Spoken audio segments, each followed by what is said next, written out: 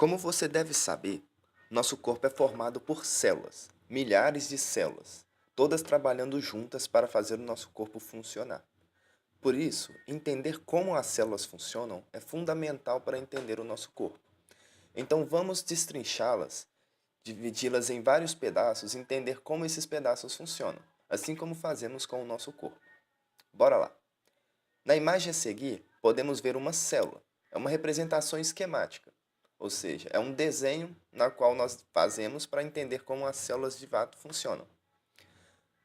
No centro da célula, nessa imagem, nós podemos ver uma bola cinza e mais ao centro dela uma bola mais escura.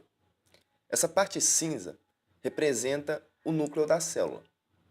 É onde ficam as informações fundamentais da célula, como o DNA e outras moléculas que vão trabalhar o DNA para ele funcionar bem no nosso corpo. Essa bola mais ao centro, mais escura, nós chamamos de nucleolo. É onde o DNA fica enrolado, ou seja, o DNA fica compactado nessa região. Essa região cinza, logo acima do núcleo, é o retículo endoplasmático rugoso, uma região da célula similar a um labirinto, onde ficam diversas bolinhas, que são os ribossomos, que são responsáveis por pegar as informações do DNA e fazer proteínas a partir dessas informações. Ou seja, o DNA é retirado do núcleo, sofre um processo que ele vira um RNA, que é como se fosse um DNA mais simples. Esse RNA passa pelo retículo endoplasmático rugoso, os ribossomos se encaixam nele, pegam as informações que estão contidas nele e formam proteínas a partir daí. Na parte de baixo, vemos uma região parecida, um pouco mais clara. Esse é o retículo endoplasmático liso. Ele é similar ao rugoso, porém a função dele é produzir lipídios, ou seja, gordura. Do lado esquerdo da célula, vemos uma bola amarela com umas voltinhas meio laranjadas. Esta é a mitocôndria.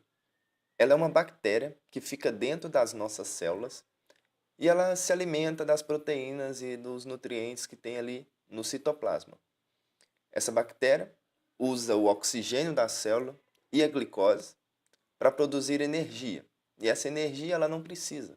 E ela acaba liberando para a célula. As nossas células se alimentam dessa energia que ela libera. Ou seja, é uma espécie de colaboração entre essa bactéria e a nossa célula. Uma não vive sem a outra. Nossas células não vivem sem a mitocôndria. Temos o complexo de Golgi. A mitocôndria não vive. É uma região responsável por armazenar os nutrientes da célula. Ou seja, é como se fosse o estômago da célula. Essa região também é responsável por armazenar os lipídios e processá-los de algumas formas.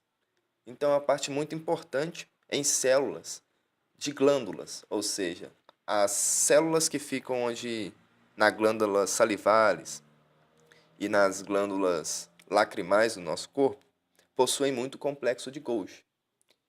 E muito também retículo endoplasmático rugoso, pois ele é necessário para se produzir as proteínas e as substâncias em gerais.